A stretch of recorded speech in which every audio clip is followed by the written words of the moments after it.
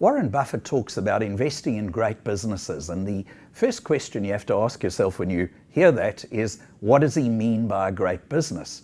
And in Teaminvest, we call great businesses wealth winners, but it's the same basic concept. These are great businesses that are going to deliver outstanding returns to shareholders over a very, very long period of time.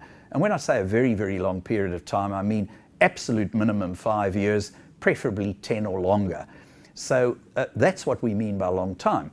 Now, to identify a wealth winner, there are a number of financial metrics that you can look at. The first thing is it must have a high return on equity, because a company cannot generate in the long term a greater return for investors than it generates as a return on its equity. If it can't earn more than, say, 10% on every dollar of capital it's got in the business, a shareholder in the long term can't get more than 10% either. So the first thing you want to look at if you want 15 to 20% returns, which is what you would get from a great business or a wealth winner, as we call it in Teaminvest, the very first thing you have to look at is, does this company generate a return on equity of at least 15 to 20%? Because that's the upper limit on the return you as an investor can get per annum. The second thing is, do they achieve this by having very little debt? Because there's one way a company can cheat very easily and make your investment extraordinarily risky, and that is they can say, well, we'll get great return on equity, we'll load the company up with debt, we won't have very much equity, and seeing as return on equity is profits divided by equity, if you're dividing by a number that's very tiny, the return on equity will look great.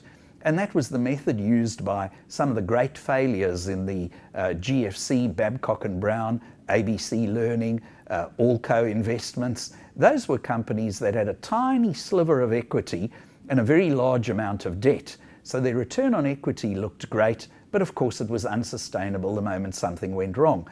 And they turned into capital killers, which I'll talk about in a moment. The third thing you want in a great business is the fact that its earnings per share have been growing steadily for a long period of time, and there's no reason why they wouldn't continue for a further long period of time.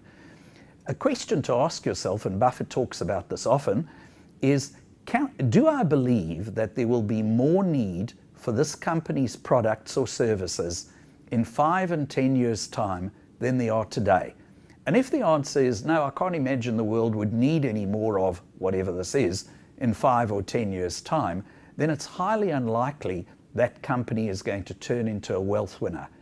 If, on the other hand, you can say, yep, in 5 and 10 years' time, I'd be pretty confident there'll be more need for the products or services, then it's a wealth winner. So, combination of three things: high return on equity, achieved with low debt to equity, and growing earnings and likely to be needed in the future.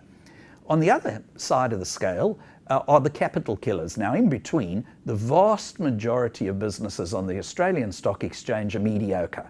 They're neither bad investments nor particularly good investments, and putting your money into them is probably no better than putting your money in the bank. But at the other extreme, they're what we call capital killers. Now, over 2/3 of all the companies that are on the ASX in any year fail to make a profit, and most of those have never made a profit. Those are the worst kind of capital killers.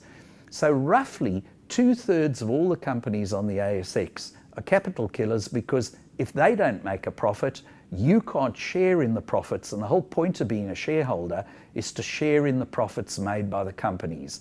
And as Buffett says, you can't invest in an unprofitable business and expect that it will be a profitable investment in the long term.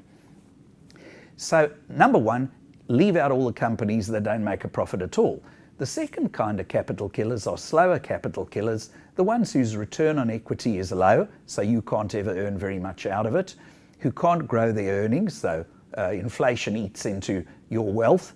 And the worst of the lot are the ones with high debt to equity, because somewhere down the track, when interest rates rise, which they do in every economic cycle, or times get tough, or the banks make credit hard to get, that company tends to go out of business.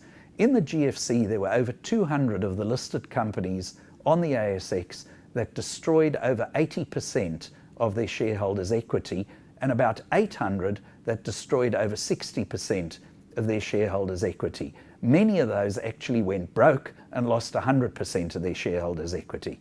So you want to avoid capital killers, you want to try and invest in great businesses or wealth winners. And that's Buffett's philosophy and why he's done so well, and exactly what we do in Teaminvest.